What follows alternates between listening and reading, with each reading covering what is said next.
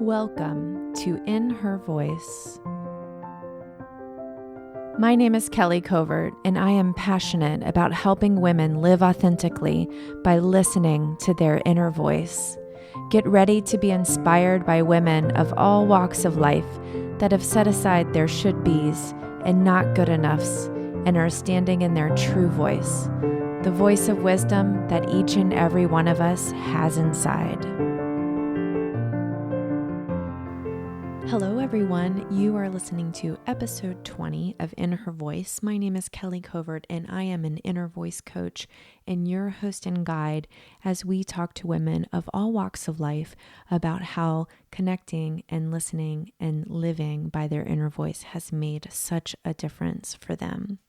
I'm so excited to introduce Mellisa Reeves to you guys. Mellisa is the co-host of the podcast Motherbirth, which is how I met her because I was interviewed on their show, and I'll link to that in the show notes. She has such a wonderful, gentle presence, and we really talk today about the wisdom of womanhood and how her journey through motherhood really allowed her to access that and to understand that it was there. Through her writing and podcasting and birth support, Mellissa's goal is really to provide connection and support for women in their experiences of motherhood by creating space for issues such as birth choices, loss, anxiety, and career balance. And she really believes that the innate intuition that all women possess is just absolutely part of us and something that we all need to be aware of. We began our conversation with her transformation from someone who was completely disconnected from her intuition to a woman who truly understands just how deep her feminine power lies. And I want to let you guys know that we do talk about a very emotional part of that journey for Mellisa, which was her losing one of her children. And so I just wanted to make you aware that this is a very emotional episode. And if you feel that you might be triggered by this or it might bring up some things for you, I just want you to be prepared ahead of time for that. But it really is a beautiful story of how through her loss, she was able to find herself and reestablish her connection with her young son. We also talk about learning to distinguish the difference between what we know in our head versus what we know in our hearts and in our bodies. And I think this is so important for us because especially as smart, driven women, we know a lot of stuff in our head. And sometimes we have to get out of our head. Sometimes we have to say, even though I think this is what is quote unquote right, I need to go with what my heart is telling me. Our final topic of conversation in this podcast, so make sure you go all the way to the end, is about how women need to understand that our own needs are legitimate and we need to learn how to take care of them. And I think this is so, so important. Sit back and relax.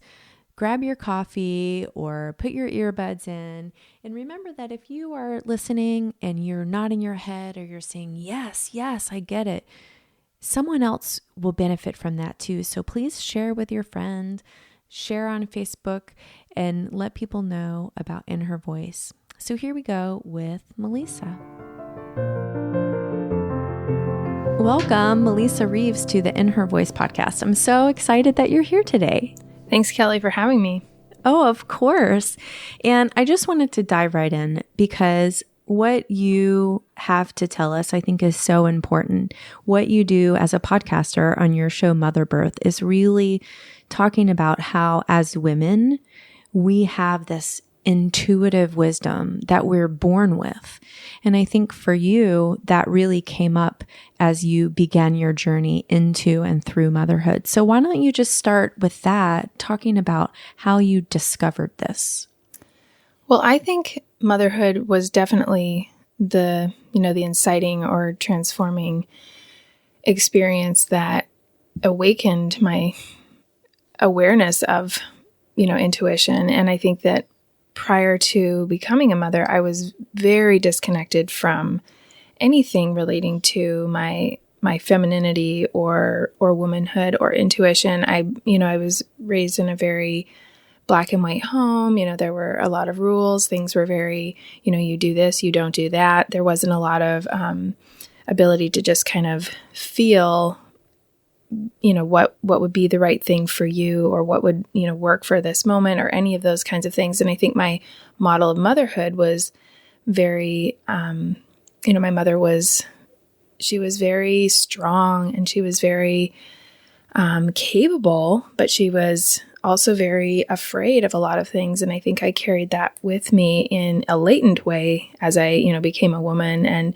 then when I became a mother, I think what was so striking to me about the lack of intuition that I felt was just that the stakes felt so high. You suddenly have this baby and they rely on you for everything. And you have both this, need to keep them alive and, to help them thrive and all of that, but also this sense of like, I'm in charge of who they become. I'm in charge of all of these longer term, really big, really important things. And I really struggled with that transition, and that is a big part of why I started Motherbirth. And so much of the idea behind that is this idea that like we don't just instantly transform into this being that knows exactly how to listen to themselves and to their baby and to their children. It was very, very challenging for me to make that transition, and I would say I struggled for the first few years. I mean, it's obviously still a struggle in so many ways, just being a mother. But those first few years were a really dark time for me because I felt so disconnected from so much of what I believed about this process and so much that I believed about my connection to my son that just wasn't really happening.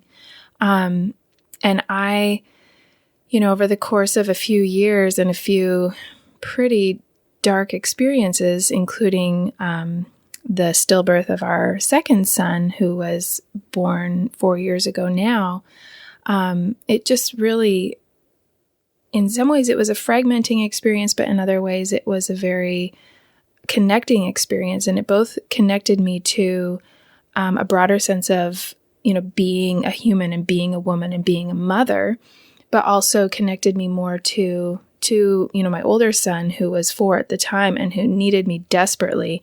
And we had gone through a season of just being very, very fragile. And, our connection to each other was so tenuous, and everything felt like a battle.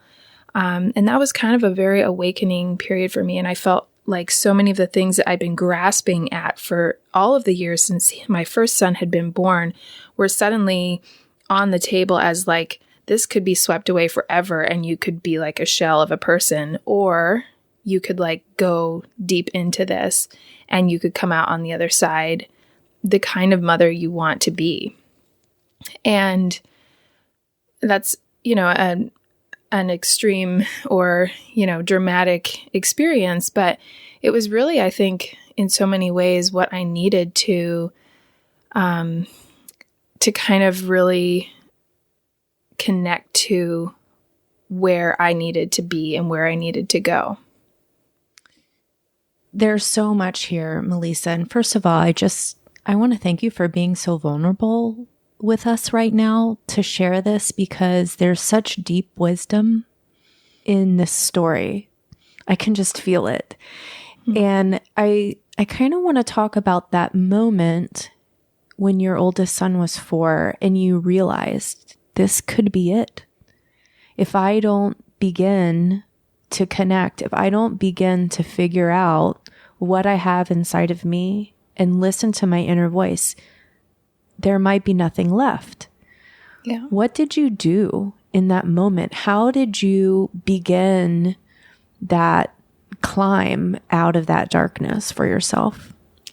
Well, that time was complicated for so many reasons. And my older son had some health challenges that they weren't life-threatening by any means, but they really affected just kind of his behavior and mood. And we were really, really struggling with how to manage him, how to help him, manage his own situation. And that was when I was pregnant with my second son. And that time was, I can say, one of the strangely darkest times and also happiest times. I was having this very dichotomizing experience of being so disconnected from my first son, and yet having this really, really like transcendent pregnancy experience with my second, and not really knowing how to reconcile those two. And that was really the first wake up call for me, was to see like, oh, I can see how like you could have two adult children, one who is like, this is what it was like to grow up with mom, and the other one that's like, no, this is what it was like to grow up with mom. And they were like polar opposites. I could just sense that. And that was something that was very frightening to me, something that I really did not want to be my reality. And I really did not want it to be the reality for my older son, for him to have the experience of having a younger sibling come along and like visibly see that, oh, it's different for them. They don't have the struggles that mom and I do. So I was very, very actively aware of that and trying to navigate that, trying to avoid that. But I think it was all of my effort that was the problem. I was trying, I was working, I was pushing, and, in my relationship with my older son, just, there was so much energy that was very, very, it was very, very busy and very forceful. And we couldn't really just be with each other. And after we lost our second son, the months after that were very difficult, but it was this time where we kind of all had the opportunity to reset in a very real way. My husband and I had an opportunity to kind of go back to the very foundations of our relationship in a very primal way. The ways that we needed each other were different than any ways that we'd ever needed each other in our marriage. So it was kind of this like I can only use the word primal. Like we were just all in a primal state, including our son. And he was young, but he understood what was happening on a lot of levels. And in that primal place, it's like the extremes were so far from each other. Like, we would have just massive family temper tantrums. And then we would have these like unbelievable like bonding experiences where we would just be like all cuddled on the couch and just so there with each other. And those were kind of unique for us. Like we had never as a family really experienced something together like that. So I think that was the very beginning of climbing through that and out of that. And, one of the experiences that I had, we made a move shortly after that experience of losing our son. And we we'd moved away from Portland and we moved back to Portland. And we were staying in this rental house for a few months. And my son was reeling from so many things, including, the move and all of these different, components that were in our lives at the time. And he just started really needing things from me that I felt like were developmentally inappropriate. I just was like, no, you know how to dress yourself. I'm not going to dress you. No, you've been sleeping through the night on your own. Like, I'm not going to sleep with you. You don't need me to like chop up your food and put it in your mouth like these, and I was just very frustrated. I just didn't want to meet those needs for him. And I didn't feel like they were legitimate needs. And I had this moment one day, and I can't really take any credit for it because I feel like it came to me. I don't feel like I worked for this moment, but I just had this moment where I said, what if I just responded to him like he was a baby? Because when you look at a baby, you believe that their needs are legitimate. You believe that they're crying right now for a reason. You believe that they're hungry. You believe that they're tired. You believe that they need to be held, that you believe that they need something from you that may seem like a lot to ask, may not necessarily be explainable, but you believe that they really do need it. And so I just had this idea, like, what if I responded to him like he was a baby? And it actually felt like it went against my intuition, in the sense of like, I've read all the books, like you don't, this is a regression. Like, you don't like go back to sleeping with your child. They'll need you to do that for the next 4 years. And And so it felt like it was going against those, those things that I knew, but I just had this feeling of, I'm just going to believe him. I'm just going to believe that this is what he needs right now. And I'm getting emotional thinking about it because it was one of the most transformational experiences of being a mother for me. And it's a moment that I go back to a lot, and it's always different circumstances or different details, but I go back to that place of, what if I just believe that you need this right now? What if I believe that it's a real need? And so I started sleeping with him at night again in his room, and he really wanted me to do that. And I was like, who cares what the books say? I'm just going to sleep with him. And he wanted me to dress him in the mornings, and I just dressed him in the mornings. And he just kind of needed these things. And I think he just needed like a sense of attachment again. And the very interesting and beautiful thing about it is he only needed those things from me for a few weeks. That everything that I was afraid of, that, if I sleep with him again, I'll never, go back to a quiet night's sleep in my own bed with my own husband again. It was like maybe a month that he needed me to do that. The dressing him in the morning, that was like, he needed me to do that for 4 days. And then he was like, I got this. So it was a really, really powerful experience of like just meeting him where he was and believing him that he had these needs and that they deserved to be met. So that's where it started.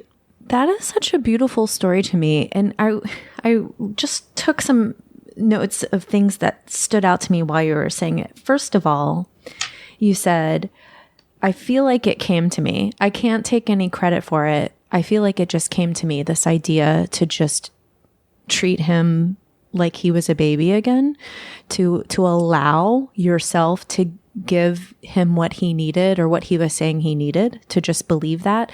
And then you said you felt that it went against your intuition. And then you reframed that. You said, it went against what I knew. And I kind of want to go into that a little bit because I think it's important. And this can apply in so many areas of our life, motherhood or career or whatever. Is this sort of juxtaposition of what we think we know versus what we feel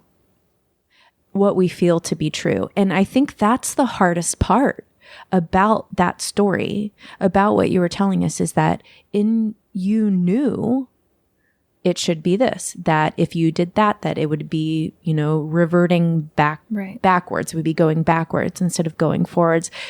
But in your body, you felt it a different way. So can you talk about how you were able to kind of just be okay with that?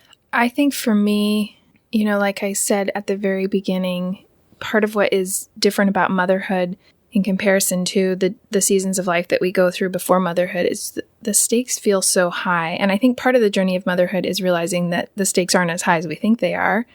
But in other ways, they are high. We do have these children that they've been entrusted to our care, and we do have an incredible impact on them. I think that in that moment, we had just been going through, and we're still in an incredibly dark and painful season. And, I had really experienced a lot of anxiety during that time that had been really hard on my relationship with my son. And I just knew that nothing I was doing was working. So, when it comes back to the stakes, it was like this equal sense of like the stakes are really high, but also the stakes are not high in this situation. Like what we're doing is not working. What I'm doing, like the presence that I'm bringing to this relationship is not working. What do I have to lose? Right. If you want something different, you have to do something different. Yeah. I don't have anything to lose. Like the very worst case scenario is that what I now try also does not work, which we would be in no worse situation than we are now. So I think that's what maybe gave me I would honestly use the word courage, because a lot of my journey of motherhood, and especially with my first son, is marked by a fear of trying new things, a fear of and I think back to when he was a baby and he was a difficult, he didn't sleep very well and he was colicky, and it was a really rough time that did not end, when the doctors said it would. It wasn't like, 6 weeks and things will get better. 3 months, you'll pass the 3-month mark and you'll be fine. Or, 6 months is when they really start settling down, and, we passed all those markers and it just, nothing changed.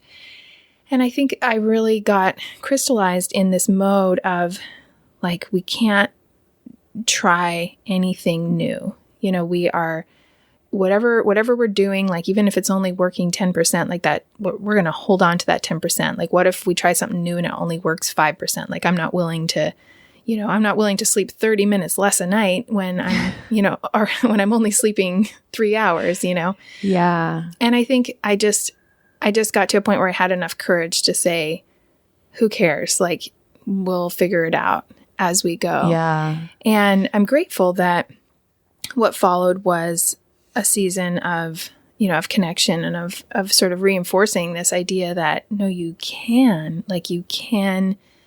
put this connection first.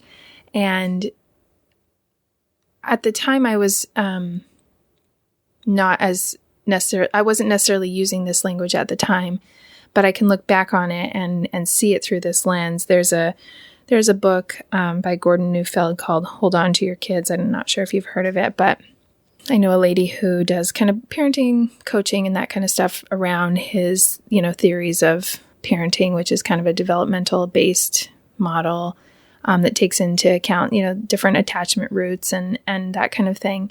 And in a recent class I was doing with her around bedtime and just having, connection at bedtime, it was really reminded me of this idea that you put the connection first. You put the connection with your child first. And there's so many other things that we feel responsible for as parents. We feel responsible to train our kids and to teach them and to help them succeed and help them, learn how to take care of their bodies. We want them to be socially admirable. We want all of these different things for them. But if we just put the connection first, so much of that other stuff either falls into place if it needs to, or it kind of fades out as not as important as we thought it might be. And I think that how that happens naturally is so beautiful. And that's really what happened for me at that time. I was able to let go of a few things that just really didn't matter and able to focus on my connection with him. And, I've talked about this on our podcast as well, but I was at a point in my relationship with my son at that time where I would have used the language like it's too late for us. I would have, if you asked me how's your relationship with Aiden, I would have said, we're just going to try to make it through. We're going to try to get him off to college. We're hoping for no teenage pregnancies. I hope he calls me sometimes when he's a grown up. I mean, I really, truly, that was the place I was at. And it's not that that's what I wanted, but I felt sure that there just wasn't hope for us to be connected. And what followed was really a period and a season that just totally, totally dismantled that idea. Yeah. So one of the things that's coming up for me, and there's so much here, Mellisa, but as you speak about the high stakes that as mothers, we have such a huge impact on our kids, I also think that our children have such a huge impact on us. And the gift that your oldest son gave you in asking you to treat him like a younger version of himself seems to me that it was almost like a way that he was helping you grieve your loss without even knowing it. Yeah. That he was needing something, but also that you were needing something. Right. And that you both rose up to that. And that's just so beautiful to me. And this idea of putting the connection first, I think, what would happen if we applied that universally? Right.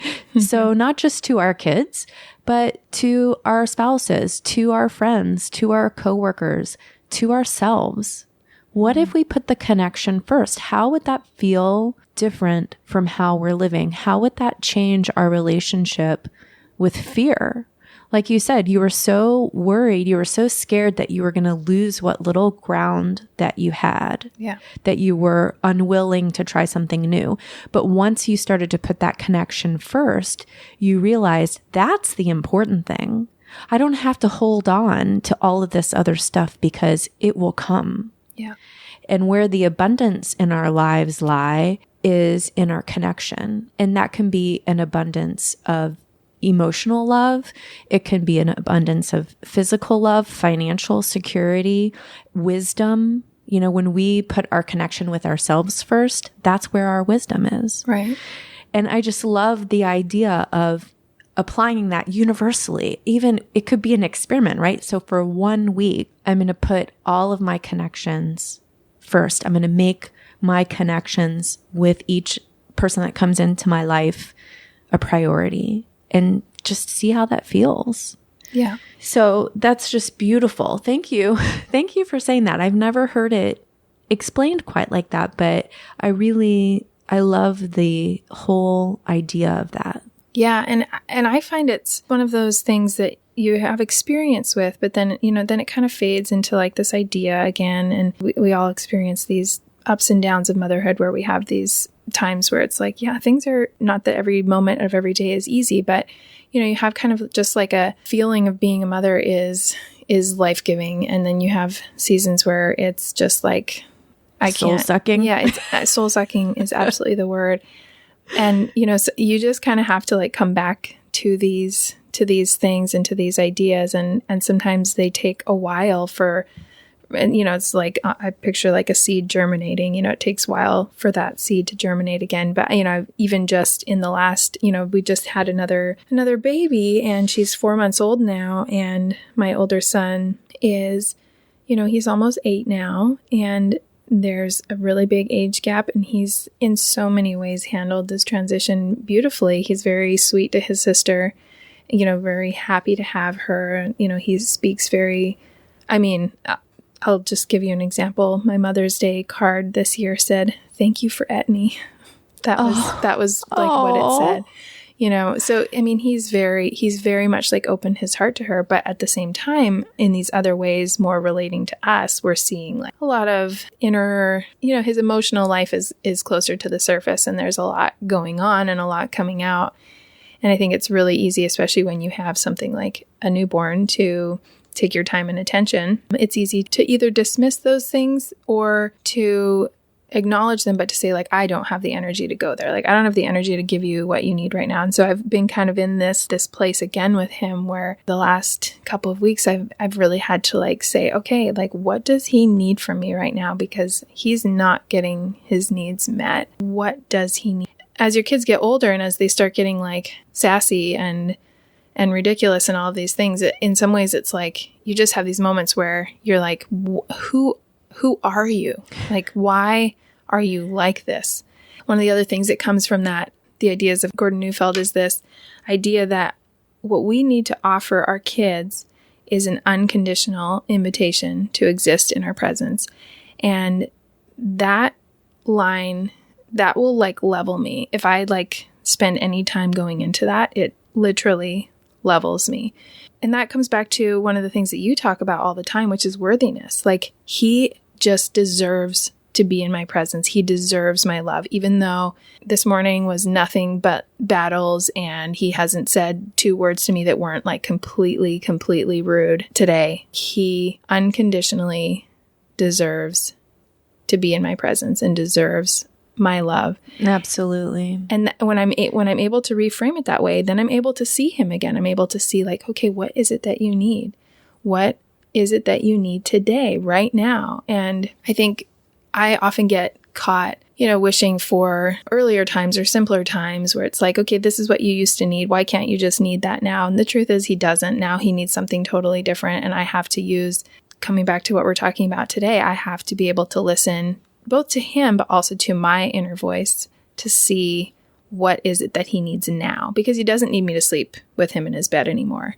And it would be nice if that was like the ticket that I could come back to again and again, but it's not how it works with kids, If only it were that easy. I like this idea that your child forces you to practice to listen to your inner voice. And I think that there are a lot of women who listen to inner voice that are not mothers. So first of all, if you want daily practice, go have a kid. I also think that you don't have to have a kid to experience this kind of connection to your inner wisdom. I think that it certainly speeds up the process because it's that, or you, like you said, you feel like you will be eternally failing. At least that's how it felt for me. But my hope is that we can find ways as women to be fully connected to ourselves before we have a child. And that doesn't mean that having a kid is going to be different or easier or harder. It just will be, it will evolve in a different sort of way. So what could you say to women who are not yet mothers, who haven't began that journey yet? How can they really take this wisdom that's inside of them and connect with that on a daily basis? Well, I think that same idea of believing that your child's needs are legitimate is true for us too. We don't believe that our own needs are legitimate. We don't believe that if we're tired, that means we need to rest. We don't believe that if we are, not finding joy or fulfillment in, a relationship, that maybe that relationship needs work, or maybe it needs to change. We don't believe that if we are doing work that we hate, that maybe there's something better for us. We don't believe that our own needs are legitimate. And this is my absolutely the weakest. I am so bad at this. My husband who is like the king of taking time for himself and really understanding his own needs and believing that they are legitimate. I mean, the guy will meditate and then be like, I still don't feel quite right. So then he'll do yoga, and then I still don't feel quite right. So then he'll journal. And he's like, I just still don't feel quite right. So then he'll go for a walk. I mean, this is like during a work day where he has things to get done. And he's like, I won't get anything done until I'm in the right place, mentally and emotionally and spiritually, until I'm where I need to be. Nothing I try to do will be worthwhile anyway. So he will just keep going and going and going until he gets to that place where he's like, now I'm here. This is where I need to be. And I don't have the same flexibility in my day that he has. And I understand that most people don't, but there's so much to learn in that he just believes that his own needs are legitimate. He believes that they deserve to be met, and he will go to bed early. Whereas I'm like, well, I still have a bunch of emails to write. He will get up early because he's like, I feel like I need to, have some time to myself before the day starts. And, all these different demands are made of me. And so I think that whether you have a child or whether you don't, that same idea it's really, really profound. Just believing that what you need it's real. That is so beautiful. I love it so much. And I think that you're exactly right. And I think that I would even go so far as to say that as women, we pride ourselves in not needing things, right? That it's something like a crown we wear on a head. Well, I don't need anything. Yeah. And we will make fun of people who do. Anybody who has ever had a sick husband knows that.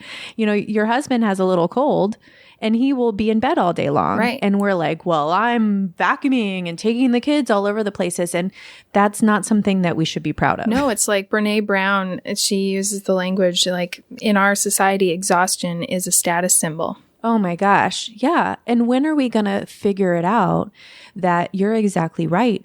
Our needs are not only legitimate, they're critical.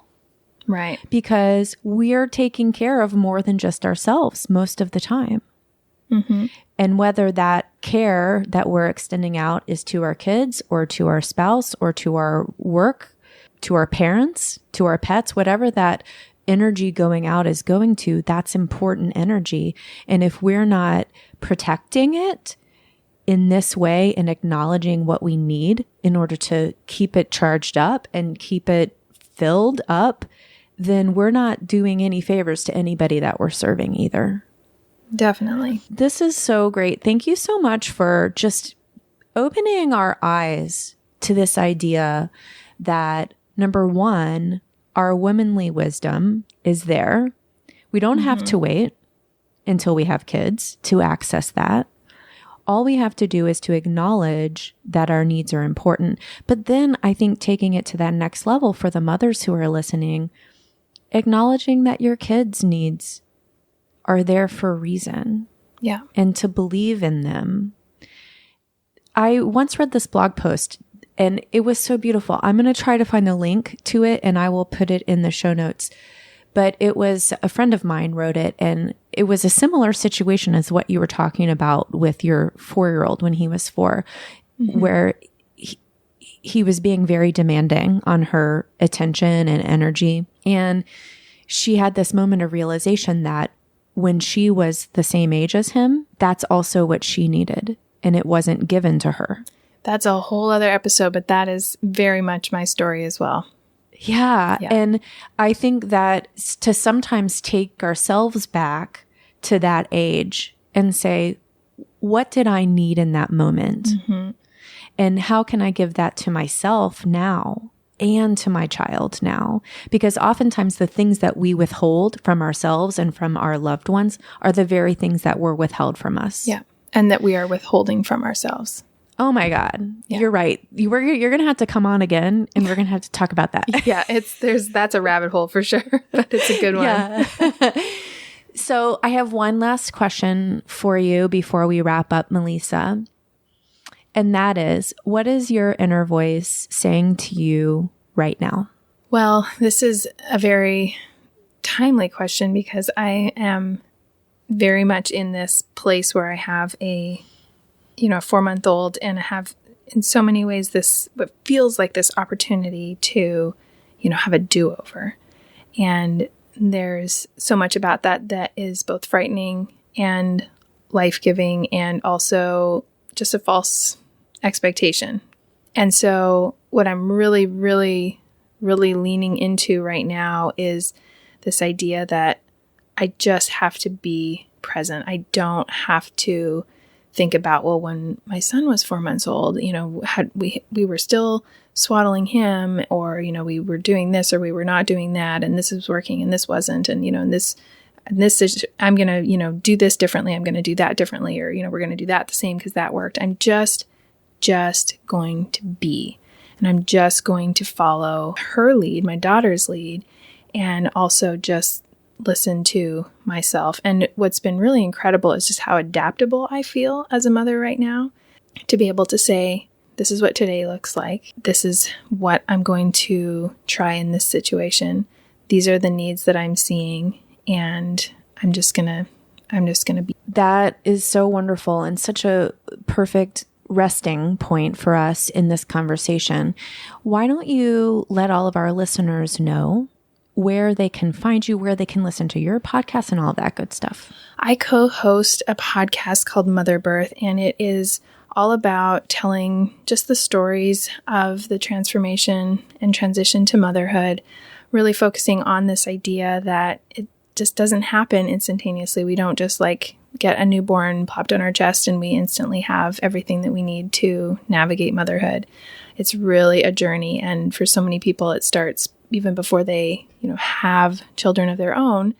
And for others, it's kind of a really, really tricky and what can feel like a delayed process. And we really want to give voice to those stories and really help women see that it's every single variation of becoming a mother and how we experience that transition is valid and real and beautiful and just so a story deserving to be told. So that's what we do at Motherbirth. You can find us there at motherbirth.co. And you can find us in iTunes or Stitcher or Google Play or any of the podcast apps you might use to listen to this show or any other shows.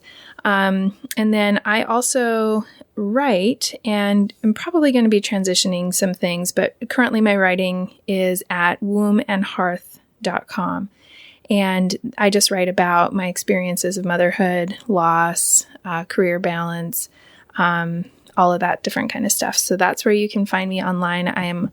You can find us on Facebook at motherbirth.co, as well as on Instagram at motherbirth.co. Wonderful. And I will put links to all of those for you guys right in the show notes at kellycovert.com. Just click on the podcast tab and everything will be right there at your fingertips. Mellisa, I want to take a moment right now to honor you and acknowledge you in this time that we've had together today. I've just felt I've been very emotional, and we're not face to face. And in fact, I'm on the East Coast, you're on the West Coast, but I feel your presence so deeply right now. And I just want to thank you for being open and letting that come out for us to hear today, because it's very powerful and I appreciate what you're doing so much. Well, thank you for having me, but thank you even more for creating a space where someone can be vulnerable and be open, because I will say that even though I, practice being vulnerable in my life through writing and speaking and all of that, there are places where you can be open and places where you can't. And I will definitely say that this conversation is one of the places where you can. So thank you. Thank you, Mellisa. And I am sure that we will be talking soon. Absolutely. Thanks for having me, Kelly. You're welcome. Bye-bye. I hope you guys enjoyed that as much as I did. I just loved having Mellisa on the show. And this last topic that we talked about really honoring our own needs as being legitimate, it really hit home for me, because so often I see women who are doing for everyone else in their lives, and they're not taking the time to do for themselves. And I think that we have to do both. We really have to understand that we're here to serve, but that we're also at our best to serve if we're taking care of ourselves. So I hope that you guys can take that wisdom with you this week and really apply it in a real way. So maybe even on a daily basis, think, what do I need today? What is my heart telling me today that I need to do to take care of me? And really follow through with that. Kind of do an experiment and see how you feel at the end of the week, if you're really taking good care of yourself and honoring your needs as a woman this week. So speaking of our needs as a woman, I think that one of our highest needs in our society today as women is to really start honoring our worthiness, and to start to understand that when we know that we are worthy now, instead of if and when, that is when we truly become powerful. That's when we start to listen to what our heart is telling us. And that's when we start to be serving in our highest capacity. And when women do that, watch out. And so to that end, I have created a way for you to really support me and support In Her Voice, and join together to create a movement of women who want to do this, who want to change the world by listening to their inner voice, who want to change the world by saying, I am enough today. And I really believe that we can do that. So if you would like to become a true worthy crusader, I ask you to pop on over to kellycovert.com/together and read about how you can join me in doing this. And what this is really about, you guys, this is about you supporting In Her Voice and supporting me and supporting this message through your finances, through your donations. And all of the money that you donate is going towards creating a more robust way to get this message out to the world and to the women who need to hear it most. So again, that link is kellycovert.com/together. And I can't wait for you guys to join with me as we create this movement of women who believe that they are enough right now. And as always, I will remind you that you matter. What you were put here on this earth to do does make a difference. You are worthy.